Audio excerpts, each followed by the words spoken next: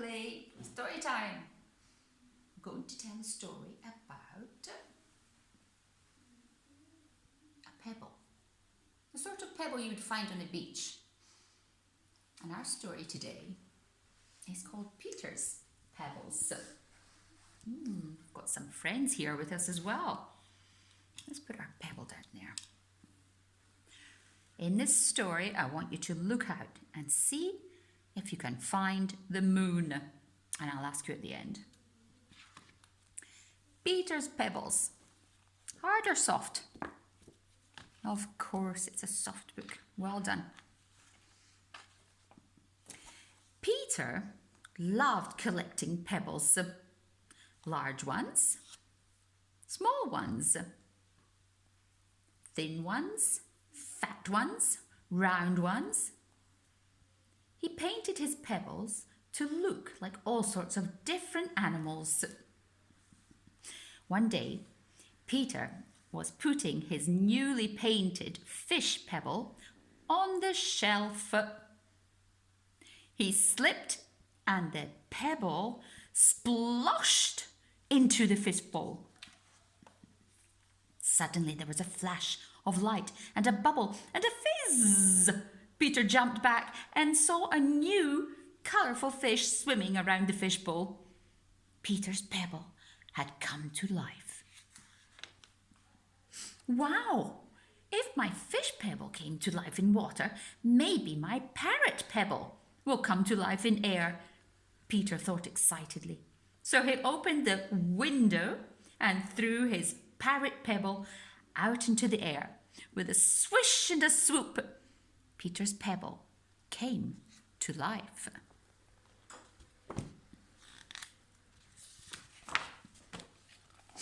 Peter then picked up his monkey pebble. Monkeys like bananas, he thought. So he put the pebble into the fruit bowl. In an instant, the fruit exploded everywhere, and then,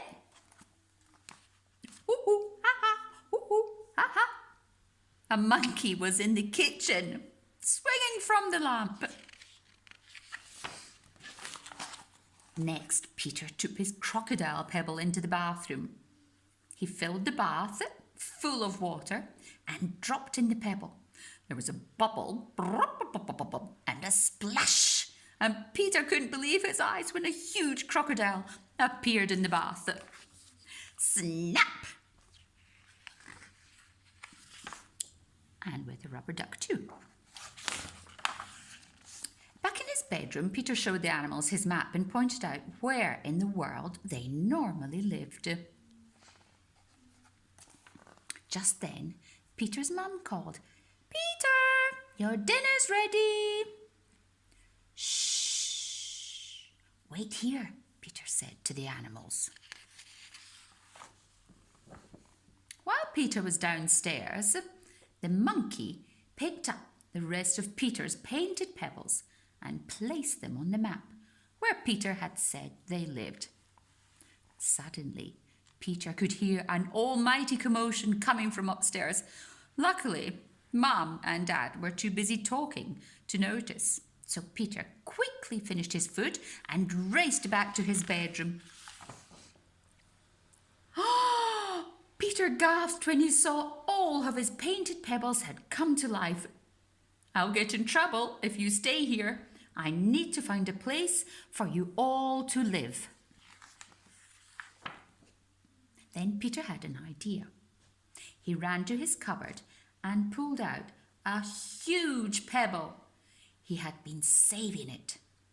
He hadn't known what to paint until now. Peter waited until everyone was asleep, and then he led the animals quietly out of the house and down to the beach.